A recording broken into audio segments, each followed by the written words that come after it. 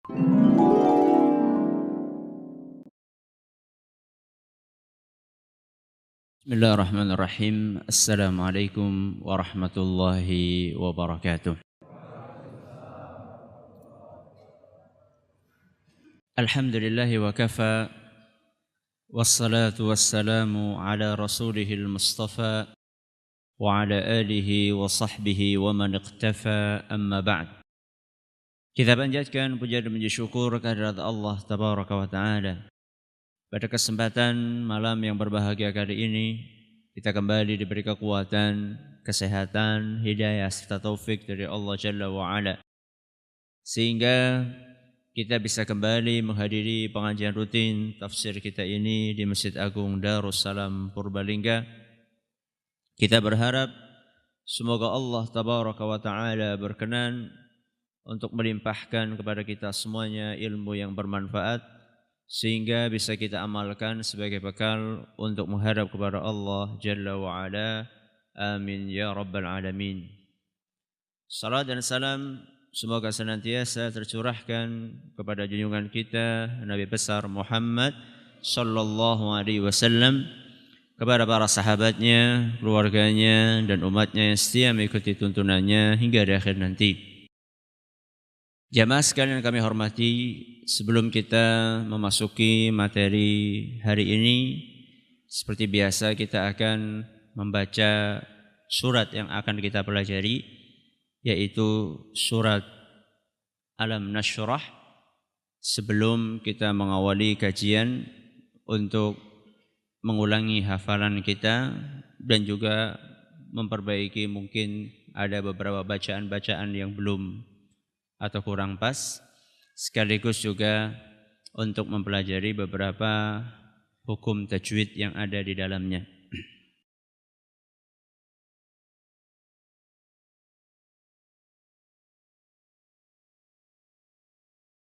A'udzu billahi minasy syaithanir rajim.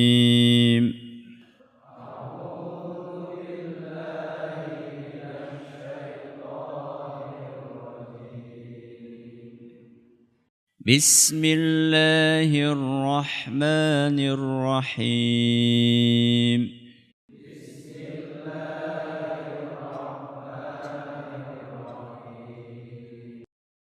Alam nashrah laka sadrak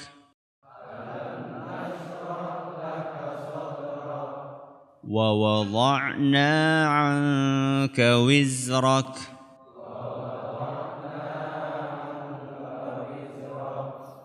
Di ayat yang kedua ini ada sebuah hukum tajwid, yaitu yang saya kasih warna merah, wa wada'na 'anka.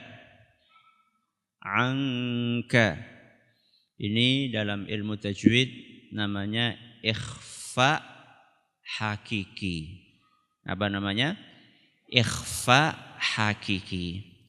Apa itu ikhfa hakiki? Ikhfa hakiki adalah ketika nun sukun, apa? Nun sukun atau tanwin ketemu dengan huruf kaf di situ. Huruf apa? Kaf. Kelihatan? Ya. Nun, ang, nunnya ini sukun di atasnya ketemu dengan kaf. Dan huruf ikhfa itu bukan cuma kaf saja. Jumlahnya huruf ikhfa itu ada 15. Ada berapa? 15. Boleh ngapalakan si kepriwe Ustaz? Menghafalnya dengan membiasakan diri untuk praktek. Semakin kita sering praktek, maka otomatis akan membaca seperti itu. Itulah pentingnya sering-sering membaca Al-Quran. Membaca tok? Ya enggak. Membaca sambil disimak oleh orang yang ahli. Karena yang namanya membaca Al-Quran itu harus dengan apa yang disebut disebut oleh para ulama talaqi. Talaqi itu merguru. Berguru langsung kepada ahlinya.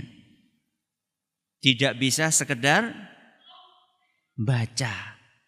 Ya, ada beberapa ilmu yang bisa dipelajari tanpa guru.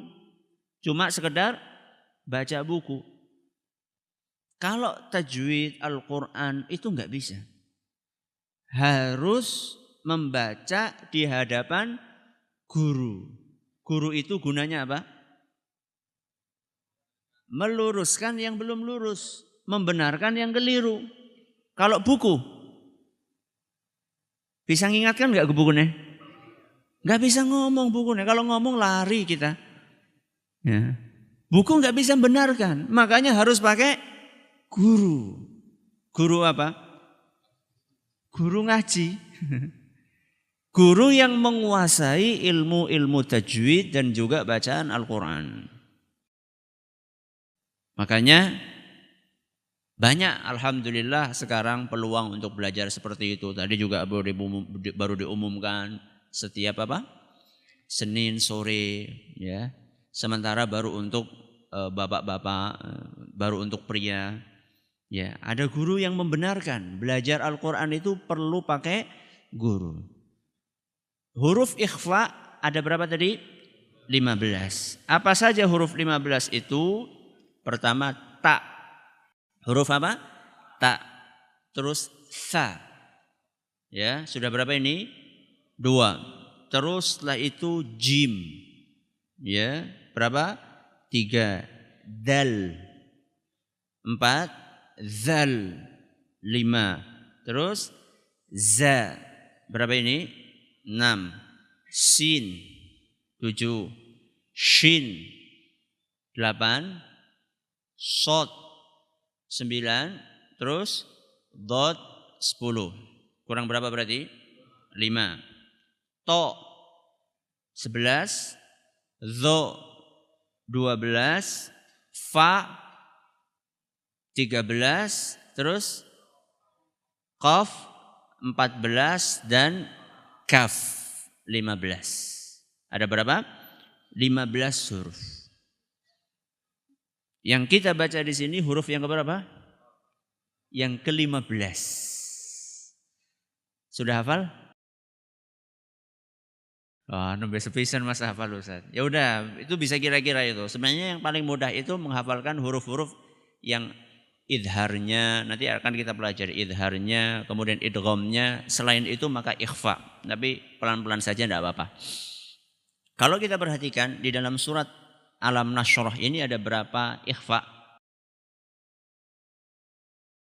Ada berapa? Ada 3. Yang pertama ayat kedua, yang kedua ayat ketiga. Ayat ketiga apa? Alladzi anqadha. Apa? Anqadha. Cara bacanya mendengung karena ikhfa itu artinya samar. Samar itu nunnya enggak dibaca jelas. Ya. Kalau dibaca jelas kan anka itu dibaca jelas. Kalau dibaca samar itu bacanya angka. Ya, angka, samar dan mendengung. Ya. Ini yang kedua. Yang ketiga apa? Ayat yang ke-7, fa idza faraghta fansab. Fansab, bukan fansab.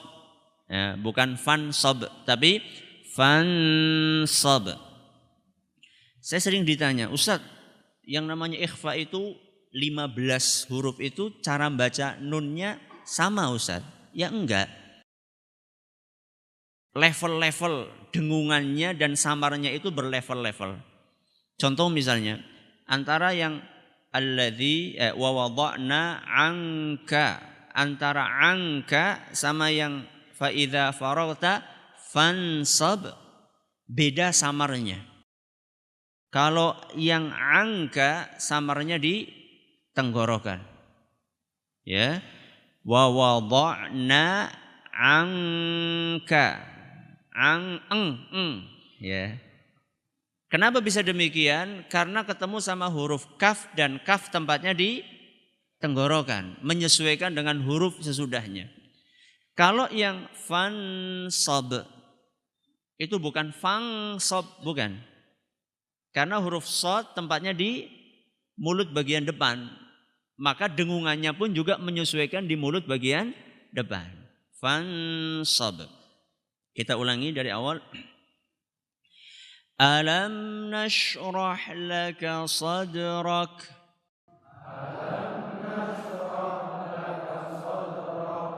Wa wada'na 'anka wizrak.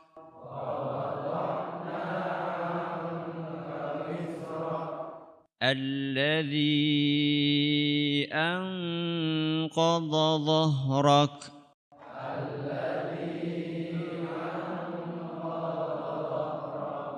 Wa rafa'na laka dhikrak.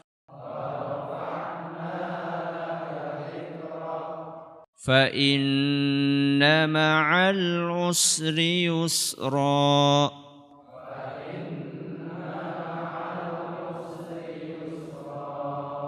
Inna ma'al usri yusra.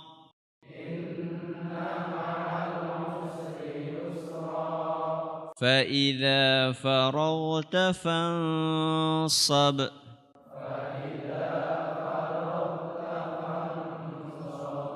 Wa ila rabbika farghab.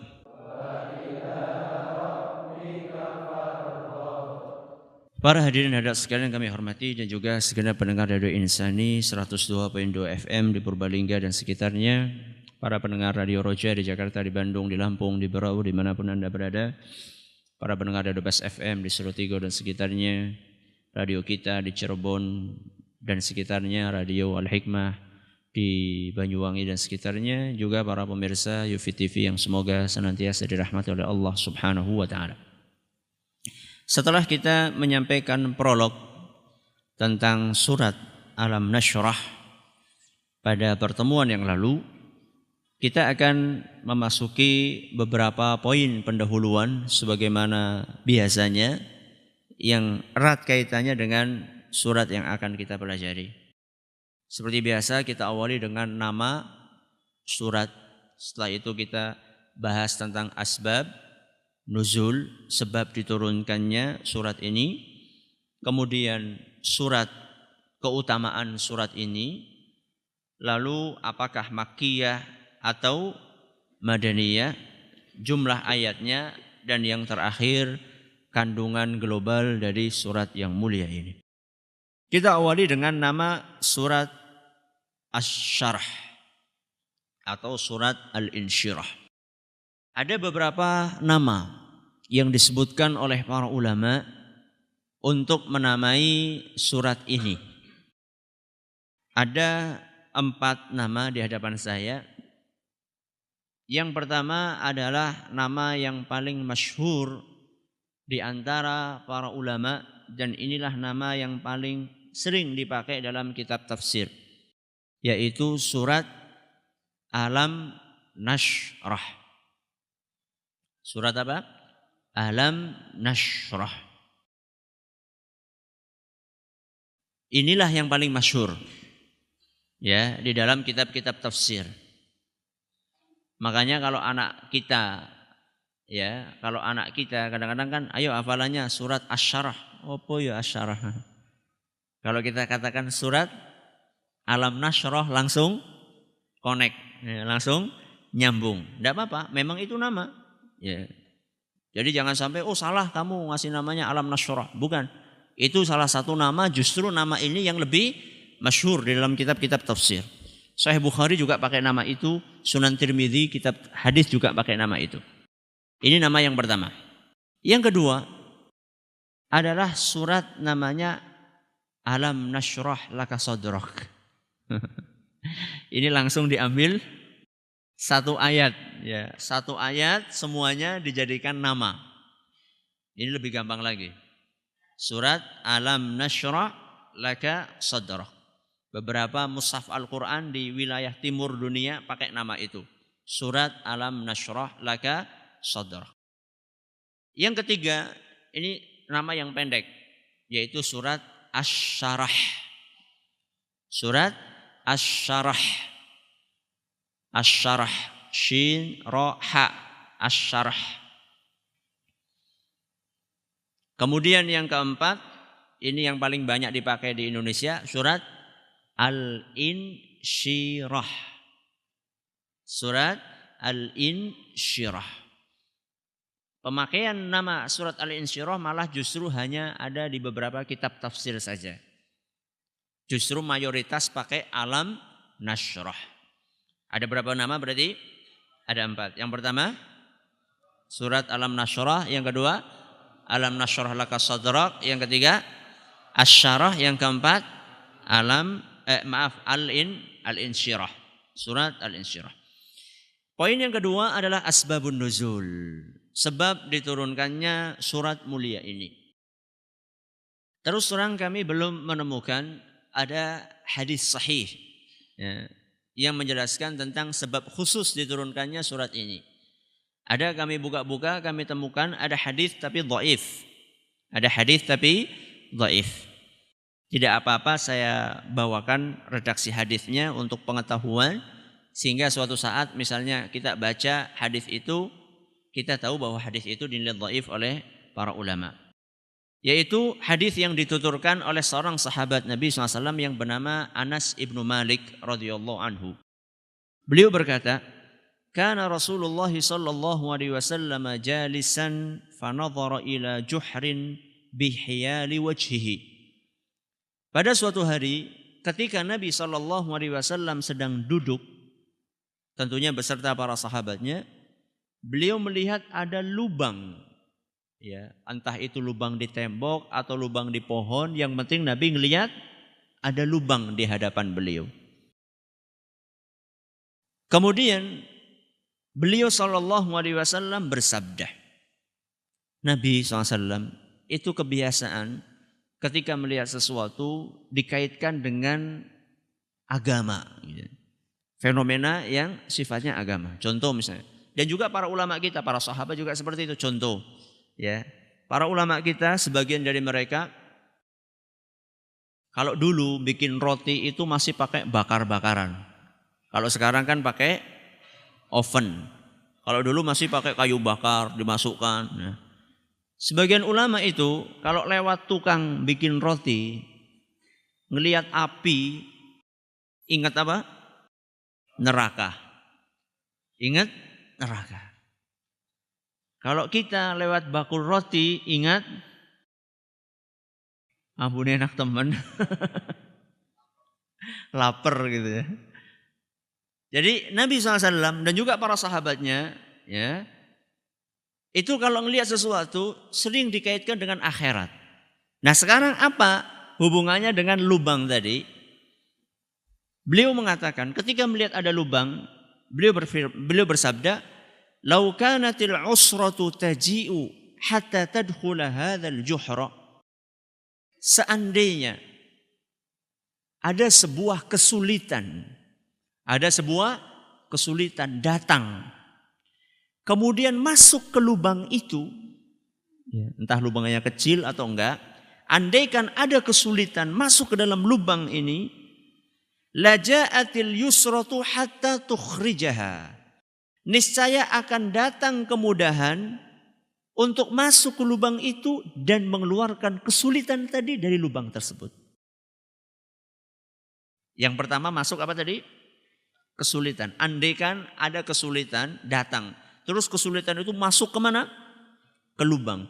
Dalam beberapa riwayat disebutkan bahwa lubang itulah lubang dob.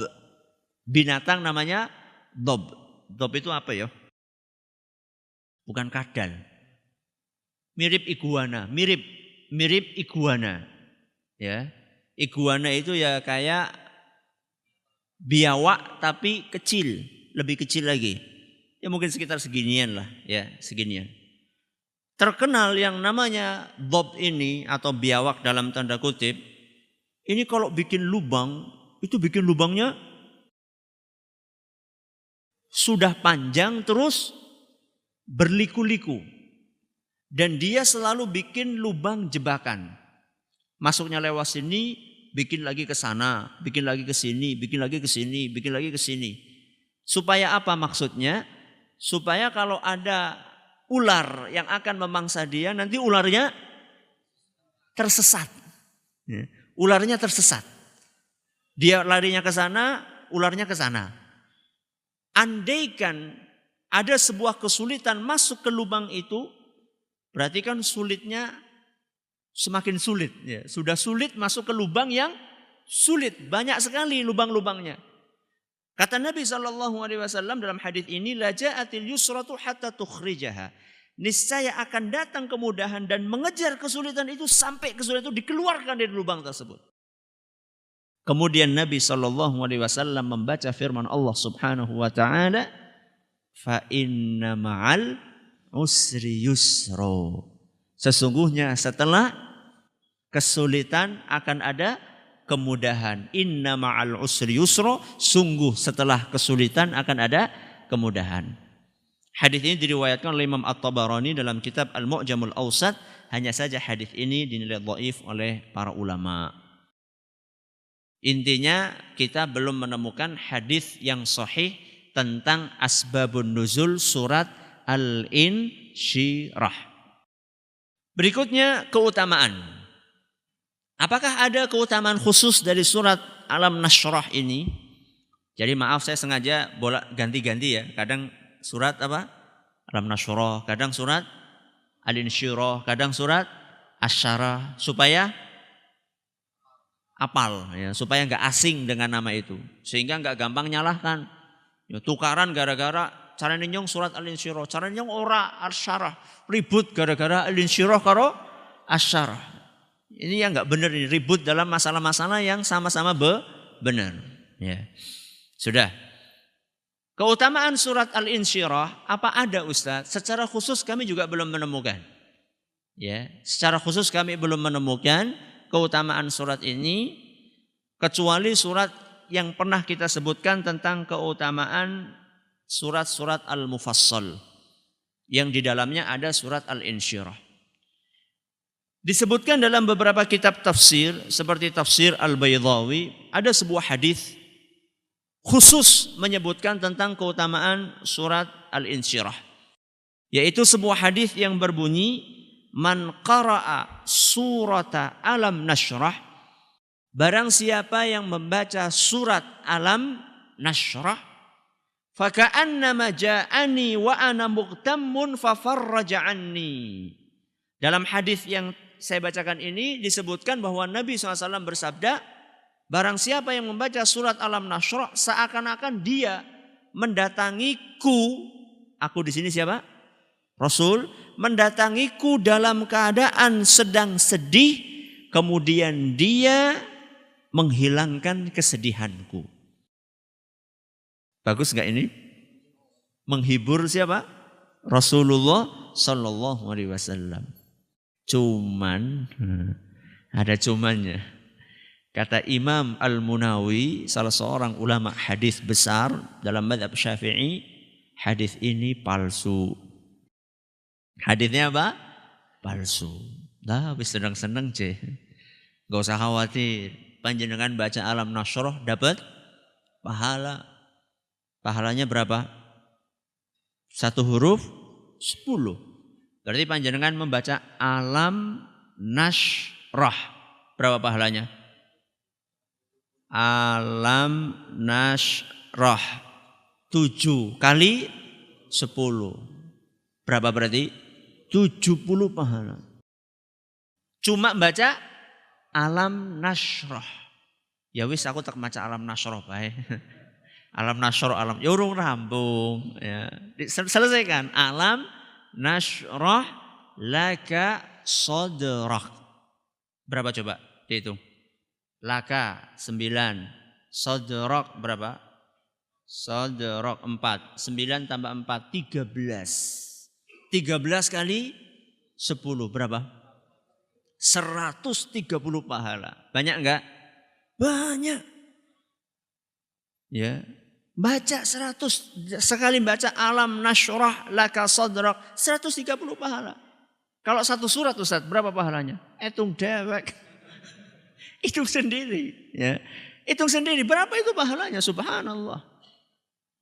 Makanya jangan pernah bosan-bosan untuk menghafal surat Al-Qur'an. Kadang-kadang ada sebagian orang, lah saya ini enggak seperti teman saya. Teman saya membaca sekali langsung hafal. Saya membaca 20 kali enggak hafal-hafal. Saya katakan, ya Allah bersyukur jenengan. Kenapa bersyukurnya? Bukan karena enggak hafal bersyukurnya. Orang hafal kok bersyukur. Bersyukurnya karena pahalanya banyak banget. Teman panjenengan tadi yang sekali baca langsung hafal, pahalanya ya segitu aja. Tapi panjenengan yang sampai 20 kali. Dikalikan 20. Ya. Itulah salah satu cara untuk memotivasi menghafal Al-Quran. Ya.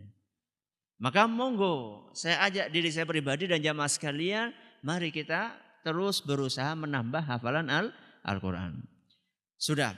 Terus surat Alam Nasyrah ini apakah Makkiyah atau Madaniyah? Masih ingat perbedaan antara Makkiyah sama Madaniyah? Apa coba?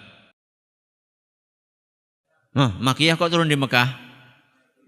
Makkiyah turun sebelum hijrah. Hijrah itu apa sih? Nabi SAW pindah dari Mekah ke Madinah. Makkiyah surat yang turun sebelum hijrah. Kalau Madaniyah surat-surat Al-Quran yang turun setelah Nabi SAW hijrah. Ya. Setelah Nabi SAW hijrah. Nah surat Al-Insyirah ini Makkiyah atau Madaniyah? Makkiyah atau Madaniyah? Ada yang bilang Madaniyah, ada yang bilang Makkiyah. Yang benar yang mana ini? Ada perbedaan pendapat di antara bukan para ulama, para jamaah. Ada perbedaan pendapat di antara jamaah Masjid Agung Darussalam. Yang betul surat ini adalah Makkiyah berdasarkan ijma' para ulama.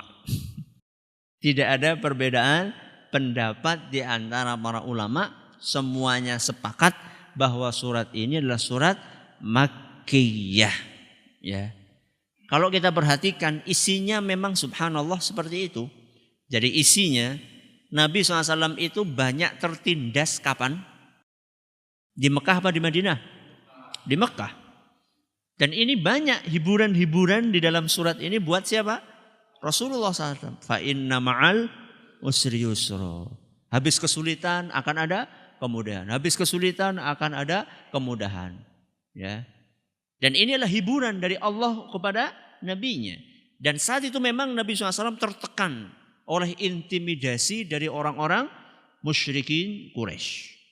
Jadi intinya surat ini adalah Makkiyah berdasarkan ijma' para ulama. Ijma' itu dinukil antara lain oleh Imam Ibnul Jauzi, kemudian Ibnu Ashur dan ulama yang lainnya.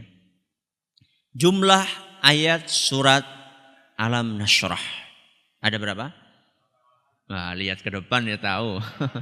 Biasanya kita ngitung dulu ini. Alhamdulillah.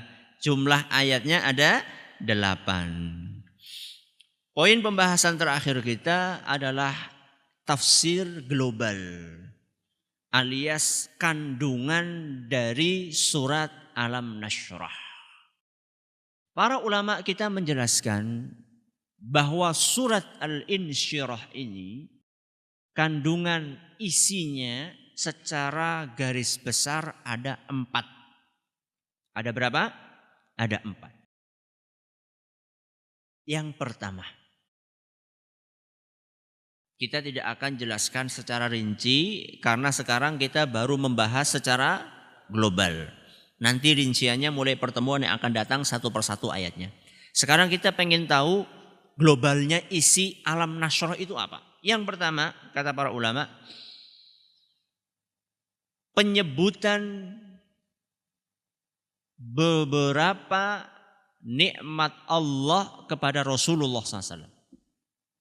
Saya ulangi, penyebutan beberapa nikmat Allah kepada siapa? Rasulullah Sallallahu Alaihi Wasallam. Tentunya karunia yang Allah berikan kepada Rasulullah SAW itu banyak. Ya, di dalam surat ini Allah Subhanahu Wa Taala sekurang-kurangnya menyebutkan 3 nikmat. Berapa nikmat? 3 nikmat. Nikmat yang pertama ada dalam ayat yang pertama, yang bunyinya alam nashrah laka sadr. Bukankah kami telah melapangkan hatimu? Hatinya siapa? Rasulullah SAW. Jadi kelapangan hati itulah nikmat. Kelapangan hati terutama untuk menerima kebenaran. Jadi Nabi kita SAW hatinya dilapangkan oleh Allah untuk menerima wahyu, kebenaran, ajaran Islam. Ya. Dan inilah karunia yang sangat besar. Makanya tidak setiap manusia mendapatkan karunia ini. Subhanallah, Bapak Ibu kami yang kami hormati.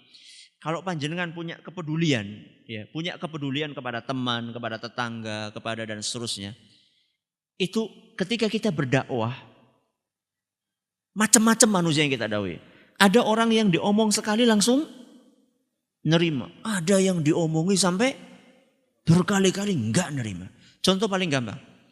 Panjenengan ngajak teman ikut ngaji di masjid misalnya. Ada pengajian bagus di Masjid Agung. Yuk hadir.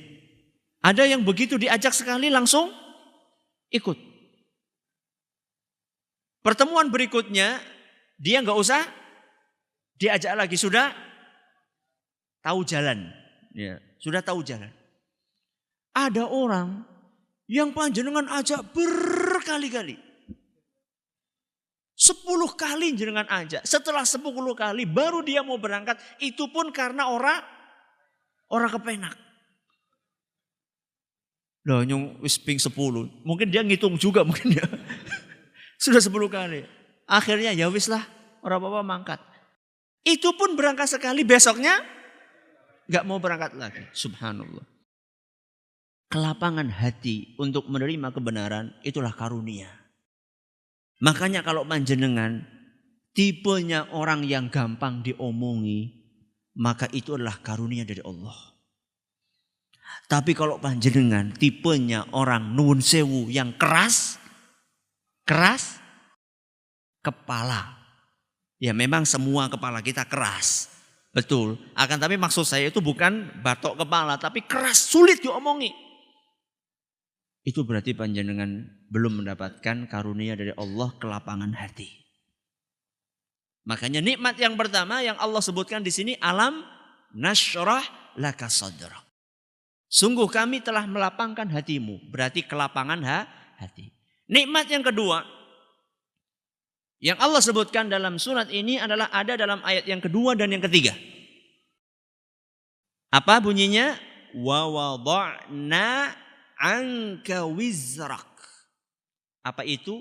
Dan kami telah hapuskan dosamu. Penghapusan dosa. Nikmat atau bukan ini? Oh nikmat sekali. Wong kita dosanya banyak, dihapuskan dosa, nikmat.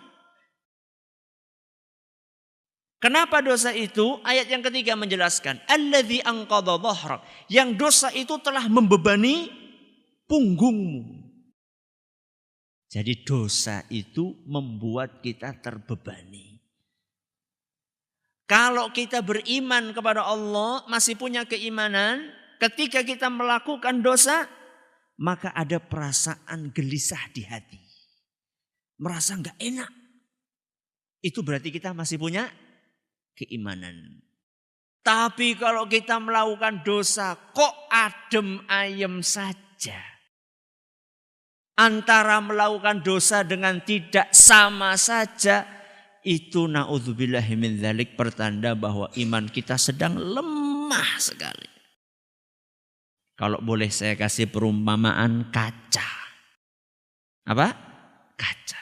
Kaca yang bening dengan kaca yang kotor. Kalau kaca yang bening, kena debu sedikit kelihatan enggak? Kelihatan.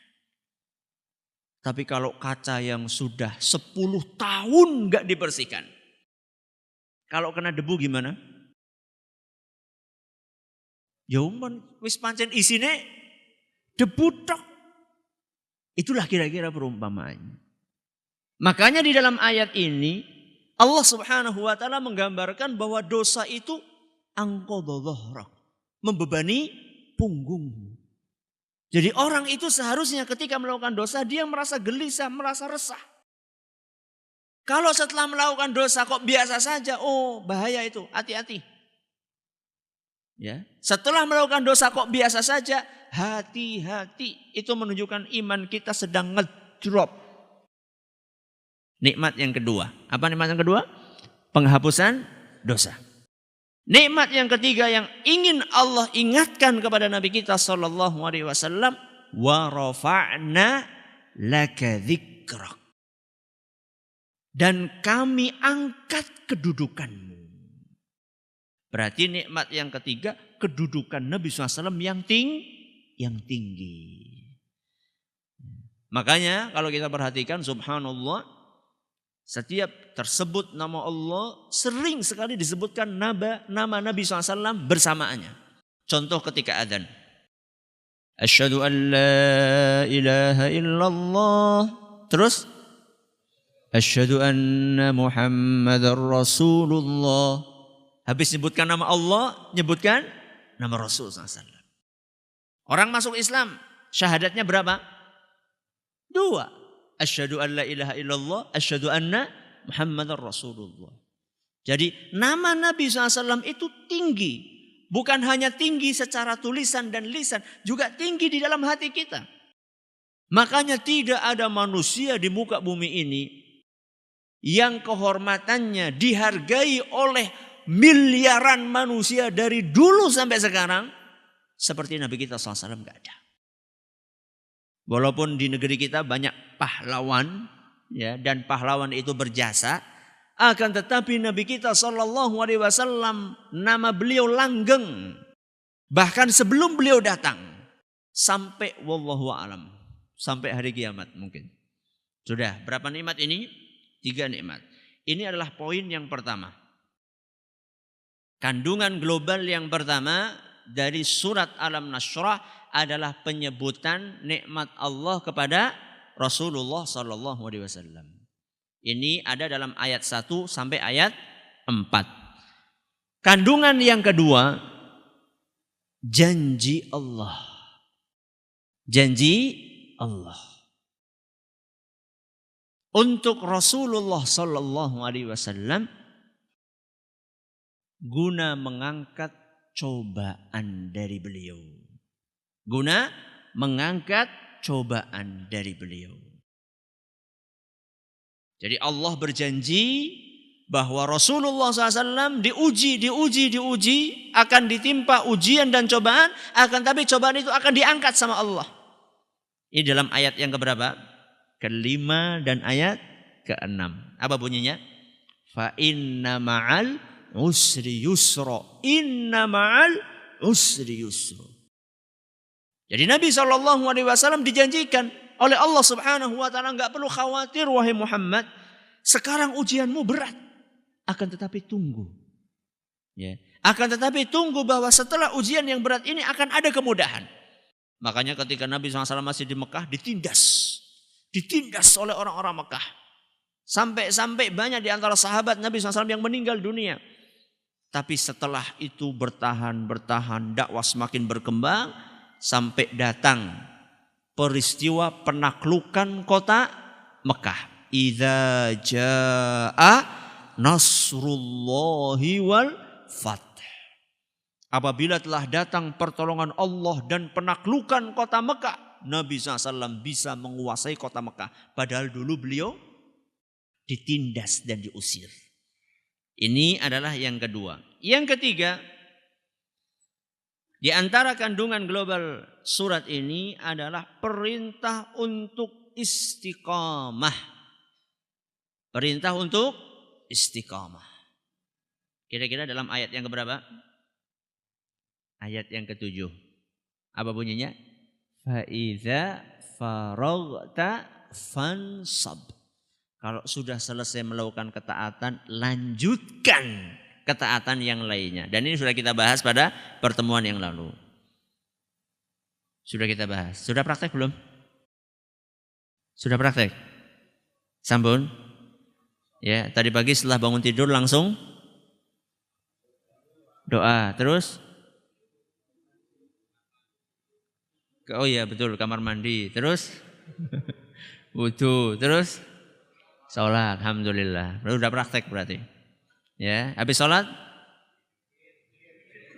Bukan tidur lagi kan? Zikir. Alhamdulillah, berarti sudah praktek ini. Alhamdulillah. Istiqomah. Yang terakhir, yang keempat, ada dalam ayat yang terakhir, yaitu ayat yang ke-8. Wa ila rabbika farghab, artinya adalah bertawakal hanya kepada Allah.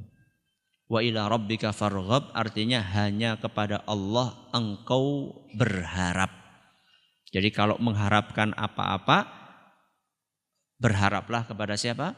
Allah subhanahu wa ta'ala. Ini 4 kandungan global dari surat Alam Nashrah. InsyaAllah pada pertemuan yang akan datang kita akan mengawali secara rinci dari tafsir surat Alam Nashrah ini. Terima kasih atas perhatiannya, mohon maaf atas segala kekurangannya. Kita tutup dengan membaca Subhanakallahumma wa bihamdika asyhadu an la ilaha illa anta astaghfiruka wa atubu ilaik. Tanya jawab ba'da isya ada insyaallah. Assalamualaikum warahmatullahi wabarakatuh. Bismillahirrahmanirrahim. Alhamdulillahirabbil alamin. Wassalatu wassalamu ala nabiyina Muhammadin wa ala alihi wa sahbihi ajmain. Amma ba'd. Kita akan bacakan beberapa pertanyaan yang sudah masuk. Pertanyaan pertama, Assalamualaikum Ustaz, apakah seorang muslim, seorang non-muslim yang masuk Islam, apakah cukup dengan membaca syahadat atau harus mandi? Dan apakah cukup disaksikan seorang muslim atau harus disaksikan oleh kaum muslimin?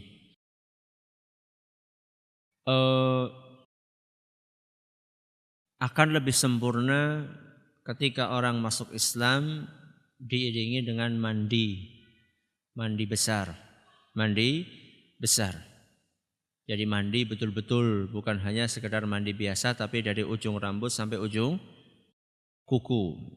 Ini akan lebih sempurna lagi selain mengucapkan syahadat. Dan tentunya sangat dianjurkan untuk disaksikan, ya. Dan yang paling penting di sini disaksikan oleh pihak yang berwenang, karena kaitannya nanti dengan urusan-urusan sosial kemasyarakatan. Kalau nggak salah di negeri kita ini hubungannya dengan kantor urusan agama kalau nggak salah, atau Kemenak saya kurang tahu. Akan tetapi di negeri kita ini ada bagian khusus yang ngurusi masalah itu. Karena nanti kaitannya dengan KTP, kemudian dengan SIM yang menyebutkan agama di dalam kartu tersebut, terutama KTP. Maka memang dianjurkan untuk disaksikan terutama oleh pihak yang berwenang. Jadi tidak harus dilihat oleh banyak orang, jumlah sekian tidak harus. Kalau mau dilihat boleh-boleh saja, disaksikan bagus. Akan tetapi yang paling utama adalah disaksikan oleh pihak yang berwenang. Pak Ustadz, kemarin saya ketemu dengan orang Islam. Dia berkata bahwa Al-Quran adalah buatan manusia. Naik haji ke Mekah hanya akal-akalannya orang Arab. Apa yang harus saya lakukan? Terima kasih. Yang dilakukan memberitahu orang tersebut bahwa apa yang dia sampaikan tidak benar. Bahwa Al-Quran bikinan manusia, yang bikin siapa? Rasulullah. Ya, kalau manusia di sini yang dimaksud siapa yang bikin? Kalau yang dimaksud adalah Rasulullah SAW yang bikin, tidak mungkin. Kenapa enggak mungkin? Karena Rasulullah SAW enggak bisa nulis, enggak bisa baca. Gimana bikinnya? Ya. Jadi tidak bisa nulisnya Nabi dan tidak bisa bacanya Nabi SAW adalah mukjizat. Ya. Sebagian orang memandang itu kekurangan. Kekurangan kalau di kita. Kalau kayak kulo kali panjenengan gak bisa nulis, gak bisa baca, itu kekurangan. Tapi di Rasulullah SAW kelebihan. Kenapa bisa demikian? Karena itu menunjukkan bahwa ilmu Rasulullah SAW yang dimiliki oleh beliau itu langsung dapat dari Allah Subhanahu wa Ta'ala.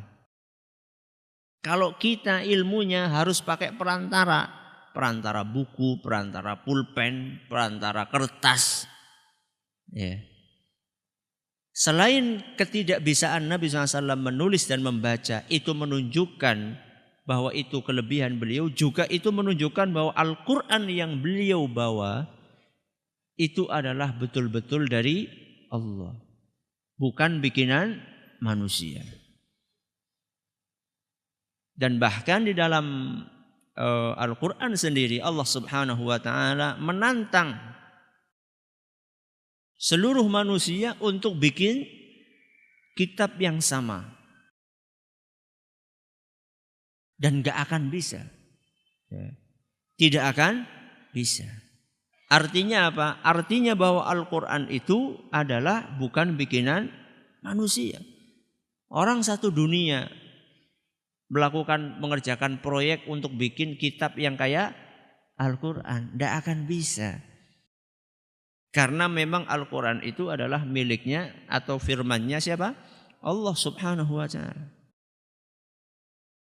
Dan bagi mereka yang faham bahasa Arab, dia akan tahu bahwa keindahan Al-Quran itu tidak bisa dikalahkan dengan keindahan buku berbahasa Arab apapun. Karena memang bahasa Arab yang ada dalam Al-Quran bahasa Arab yang paling tinggi. Dan itu enggak paham kecuali orang yang paham bahasa Arab. Saya ragu orang yang ngomong ini bisa bahasa Arab. Ya. Tidak akan paham bahwa bahasa Arabnya Al-Quran bahasa Arab yang tinggi kecuali orang yang paham bahasa Arab. Pemilihan katanya, susunannya, makna yang ada di dalamnya. Maka orang yang seperti itu sikap panjenengan kasih tahu. Ya. Kemudian juga haji adalah akal-akalannya orang Arab. Untuk apa orang Arab ngakali panjenengan datang ke sana? Apa tujuannya? Mencari keuntungan duniawi. Perlu diketahui bahwasannya Arab Saudi, sepengetahuan kami, tidak mengambil biaya dari visa haji dan umroh. Jadi panjenengan berangkat, kalau ke Saudi berangkatnya untuk haji dan umroh, panjenengan enggak bayar visa. Alias visanya apa? Gratis. Ustadz kok bayar? Yaitu ulahnya oknum di negeri kita. Ya. Di negeri kita sih apa yang enggak bayar? Nun sewu, toilet aja bayar. Ya. Kalau di Saudi, subhanallah, tol aja enggak bayar. Makanya orang Saudi ketika datang ke sini, ya Allah, maaf, mau pipis saja harus bayar. Di sana jalan itu hampir semuanya tol. Hampir semuanya tol dan jalannya lebar-lebar, alus-alus, gratis, yang paling penting itu. Di negeri kita sudah jalannya tol rusak, bayar mahal lagi. Sebagian, enggak semuanya. Sebagian di sini, sebagian yang rusak. Kalau bayarnya semuanya, tol di negeri kita semuanya bayar. Artinya untuk apa? Ngakal-ngakali untuk apa gitu loh. Panjenengan pikirkan ya, bangun Mina. Bangun apa? Mina. Ngelempar jumroh, itu kan sudah dibikin 5 lantai. Dari seluruh penjuru dibikin supaya dari wilayah barat nanti masuknya ke lantai 1. Wilayah timur masuknya lantai ini. Jadi enggak akan apa? numpuk. Kecelakaan kemarin itu bukan di tempat jumroh. Kecelakaannya di mana? Di jalan. Ya, bukan di tempat jumroh. Kalau di tempat jumroh kemungkinan kecil sekarang. Karena sudah dibikin 5 lantai. Dan semuanya akan menuju ke tempatnya yang sesuai apa yang ditunjukkan dia datangnya dari mana. Proyek seperti itu habis berapa kira-kira? Ya. Triliunan. Dipakai setahun berapa kali? Sekali. Berapa hari? 10, 11, 12, 13. 4 hari setahun. Coba panjenengan pikirkan. Keuntungan materinya di mana?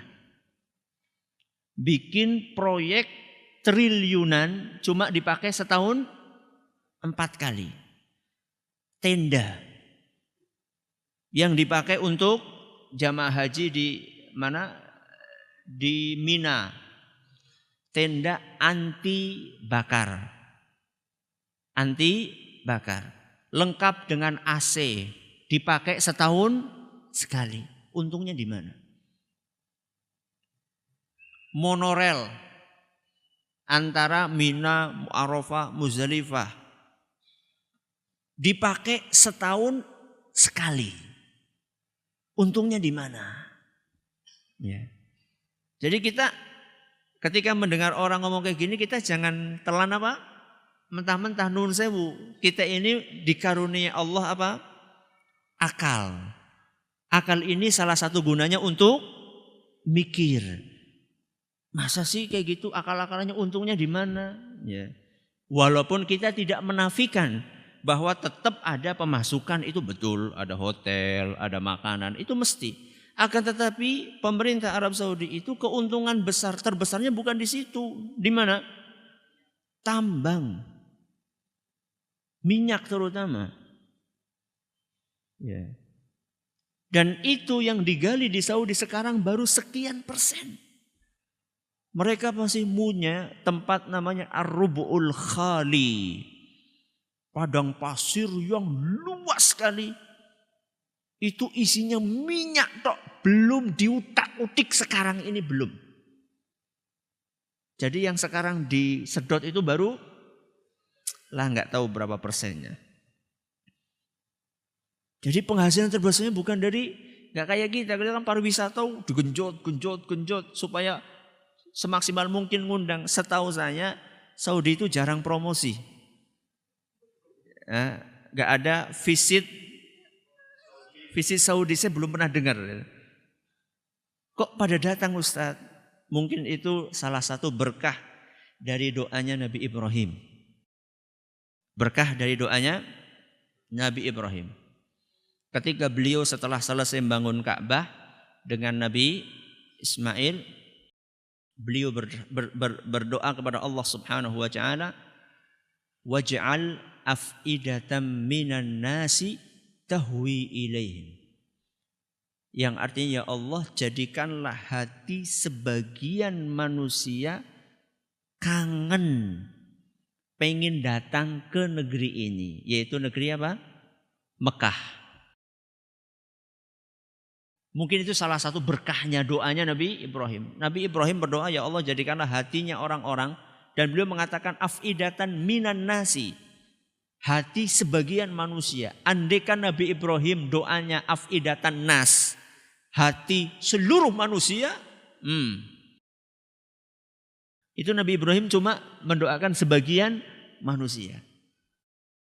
Kalau seandainya Nabi Ibrahim gak katakan sebagian, ya Allah, jadikanlah hati seluruh manusia, sampai orang kafir pun pasti akan rindu dengan Ka'bah. Ya. Makanya coba tanya orang yang haji, yang umroh, rata-rata pengen lagi, rata-rata. Jarang-jarang yang kapok kepriwe haji, tobat wis aku nyoba. Ya, pengen lagi. Itu bukan karena di sana ada apanya. Ya kalau dari sisi wisata, ya nggak ada lah dibandingannya dengan Indonesia. Maksudnya kesuburannya, keindahannya. Orang yang pada haji dari Mekah ke Madinah, lihat apa? Padang pasir. Gitu. Apa coba? Kalau dari sisi memanjakan mata apa? Ya berkah dari Allah Subhanahu wa ta'ala. Jadi orang yang seperti ini dikasih tahu. Kalau sudah dikasih tahu nggak mau tahu, ditinggalkan aja. Ya, khawatirnya penyakit itu menular. Ya, itu adalah penyakit. Ustadz, saya mau tanya, di kelas saya banyak yang ngegeng. Ngegeng siapa? Oh ngegeng. Bikin klub-klub gitu ya. Sudah dinasehati tetap susah, tolong dijawab. Yang penting kewajiban kita cuma menasehati. Ya, menasehati. Adapun kalau tidak diterima, Anda tidak berdosa. Rasulullah SAW saja ketika beliau menyampaikan nasihat, ada sebagian orang yang tidak menerima. Padahal yang ngasih nasihat siapa? Rasulullah SAW. Apalagi seperti kita manusia biasa. Yang penting menyampaikan nasihat dengan cara yang baik.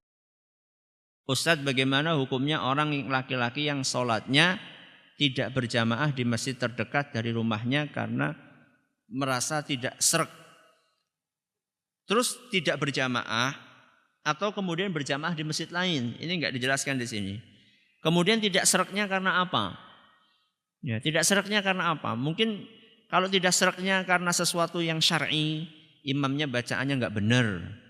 Ya, cara sholatnya juga enggak sesuai dengan sunnah, tidak tumak ninah misalnya ya. Sudah dinasehati tapi belum menerima juga, berkali-kali dinasehati tapi enggak diterima juga. Ya enggak apa-apa, cari tempat jamaah yang lainnya. Tapi kalau tidak sereknya hanya karena mungkin punya masalah pribadi dengan imamnya, ya, atau iri dengan imamnya, itu enggak boleh kalau seperti itu. Ya, tidak boleh. Orang mati dalam tanggungan hutang, apakah masuk di neraka dengan kekal padahal dia ahli ibadah? Kalau dia muslim tidak masuk ke neraka atau terancam untuk disiksa di neraka, akan tetapi dia tidak kekal. Ya, bukan berarti kemudian gampangi masalah utang. Perhatikan ya, dosa yang hubungannya dengan Bani Adam, tanggungan yang kaitannya dengan Bani Adam, sesama manusia, itu oleh Allah tidak akan digugurkan pada hari kiamat. Ya, tidak akan digugurkan. Beda dengan dosa-dosa yang kaitannya dengan haknya siapa? Allah. Ya. Kalau yang kaitannya dengan haknya Allah Subhanahu wa taala, ada beberapa kewajiban yang tidak kita lakukan, kewajiban kepada Allah. Itu Allah Maha Pemaaf. Kalau manusia kebalikannya, manusia itu bukan Maha Pemaaf. Seringnya manusia sulit untuk memaafkan. Karena dari itulah kemudian yang namanya hutang ini tidak akan gugur pada hari kiamat. Terus gimana Ustadz nanti bayarnya pada hari kiamat? Bukan dengan uang, bayarnya hari kiamat dengan amal soleh. Jadi panjenengan punya amal soleh, dicabut untuk bayar utang jenengan yang belum jenengan bayar ketika di dunia. Kalau yang diutangi banyak Ustadz. Nah, amal solehnya sudah habis. Setelah ngutang ini masih banyak yang ngantri. Gimana bayarnya? Dosanya orang yang jenengan utangi dikurangi, dikasihkan ke panjenengan. Dosanya orang yang panjenengan utangi belum jenengan bayar dicabut, dikasihkan sama panjenengan. Pahala panjenengan dihabiskan, kemudian ditambahi dosanya orang lain. Makanya cepat-cepat bayar utang. Satu. Yang kedua, kalau panjenengan punya orang tua, punya utang, jangan ribut waris dulu. Ya, sebelum bagi waris apa dulu? Potong dulu untuk bayar utang. Kalau masih punya rasa sayang kepada orang tua. Ya. Ambil dulu, kurangi untuk bayar utang lunas, baru kemudian untuk dibagi silahkan. Sampai di sini tanya jawab kita. Terima kasih atas perhatiannya. Mohon maaf atas segala kurangannya. Kita tutup dengan membaca Subhanakallahumma wa bihamdika asyhadu an la ilaha illa anta astaghfiruka wa atubu ilaik. Assalamualaikum warahmatullahi wabarakatuh. Jangan lupa untuk subscribe dan share bila kajian ini dirasa bermanfaat.